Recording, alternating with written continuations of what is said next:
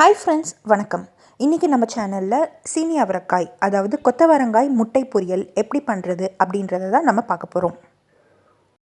First ஒரு pan எடுத்துக்கோங்க. அதில் ஆயில் விட்டுக்கோங்க. ஆயில் சூடானதுக்கப்புறம் கடுகு, உளுந்தம்பருப்பு, கடுகு பொரிஞ்சதுக்கப்புறம் கொஞ்சம் கடலைப்பருப்பு ஆட் பண்ணி அது ஃபியூ செகண்ட்ஸ் வறுத்துக்கோங்க. அதுக்கப்புறம் கருவேப்பிலையும் பச்சை மிளகாவையும் ஆட் பண்ணி அதையும் கொஞ்சம் நேரம் அதை வதக்கிக்கோங்க.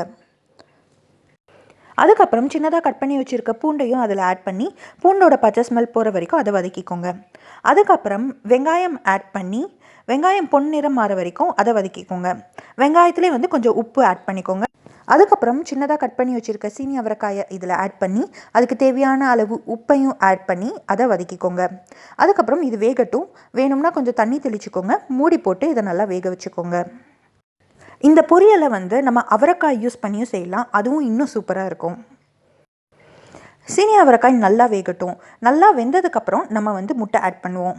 நான் முட்டை ஆட் பண்ணுறதுக்கு முன்னாடி சீனி அவரைக்காயை கொஞ்சம் ஓரமாக பேனில் நான் ஒதுக்கி வைக்கிறேன். அதுக்கப்புறம் 3 முட்டை ஆட் பண்ணுறேன். ஸோ இப்போ இந்த முட்டையை நான் லைட்டாக உடச்சி விட்டுறேன்.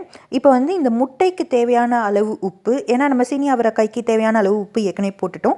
ஸோ இந்த முட்டைக்கு மட்டும் தேவையான அளவு உப்பு, அதுக்கப்புறம் கொஞ்சம் மஞ்சத்தூள், காரத்துக்கு மிளகாய்த்தூள் ஆட் பண்ணி அதை நல்லா மிக்ஸ் பண்ணிக்கோங்க. அப்படியே கொஞ்சம் கொஞ்சமாக அவரைக்காயும் அந்த முட்டையோடு சேர்ந்து கிளறி விடுங்க. கொஞ்ச நேரத்துலேயே முட்டை வெந்துடும். அதுக்கப்புறம் கொஞ்சம் கொத்தமல்லி இலையை தூவி விட்டிங்கன்னா நம்மளோட சீனி அவரைக்காய் முட்டை பொரியல் சூப்பராக ரெடி ஆகிடுச்சி. இந்த ரெசிபி உங்களுக்கு பிடிச்சிருக்கும்னு நான் நம்புகிறேன். நீங்களும் இதை ட்ரை பண்ணி பார்த்துட்டு எப்படி இருக்குதுன்னு ஃபீட்பேக் சொல்லுங்கள்.